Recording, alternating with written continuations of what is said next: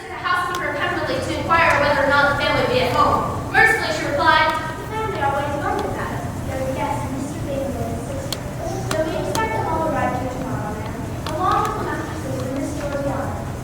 There, you see, you need not worry about her cozy, my friend.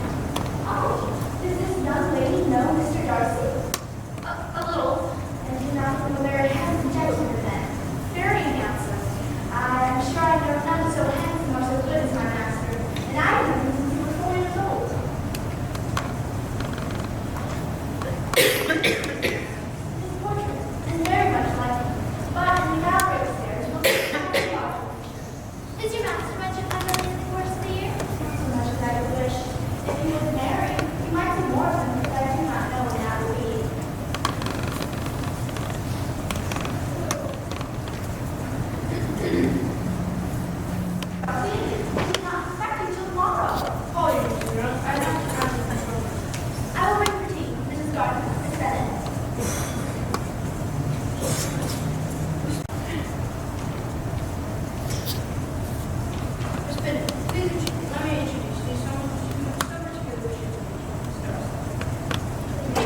It is lovely to meet you, Miss Darcy. Your brother speaks very highly of you. You are too kind, Shirley. I cannot believe it. Mrs. Reynolds showed us a very pretty room yesterday. Recently redecorated, I understand. My new sitting room. Very elegant. Thank you, Miss Bennett. That was a gift from my daughter. I spent a good deal of time with my paints there. Do not make yourself uneasy about your apparel, because Lady Catherine will not think it worse of you being poorly dressed. Thank you, Mr. Collins. You are very genteel and pretty, young girl. Thank you, Your Ladyship. You found the sisters? Poor man.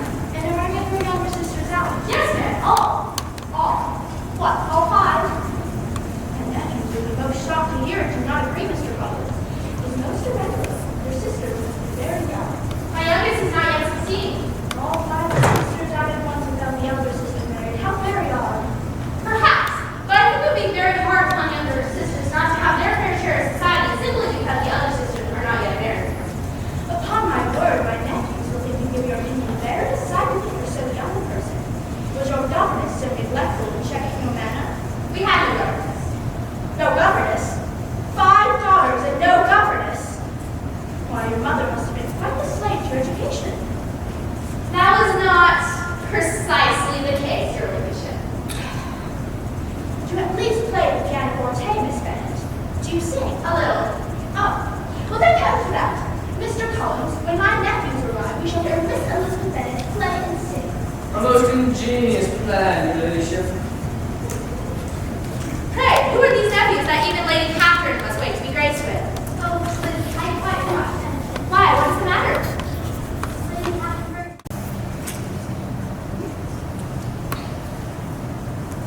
You can be at no loss to understand the reason of my journey hither.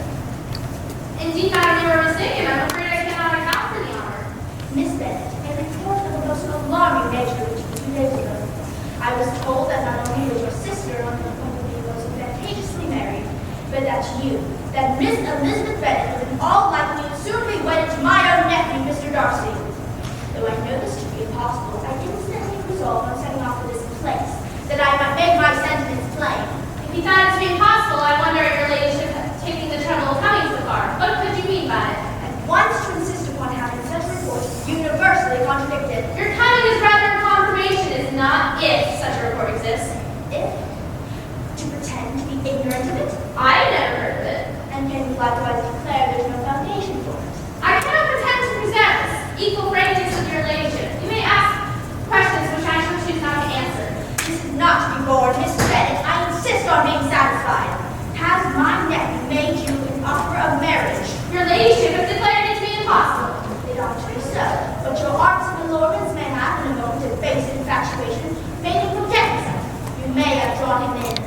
If I have, show me the last person to confess it. Miss Bennett, do you know who I am? I am almost the nearest relation he has in the world. I am entitled to know all his dearest concerns. So you are not entitled to know mine, nor was such behavior as this ever induced me to be explicit. Obstinate, headstrong girl, I'm ashamed of you! Is Mr. Darcy's future to be threatened by marriage to a young woman of inferior birth? If you were sensible of your own good, you would not wish to quit the sphere in which you have been brought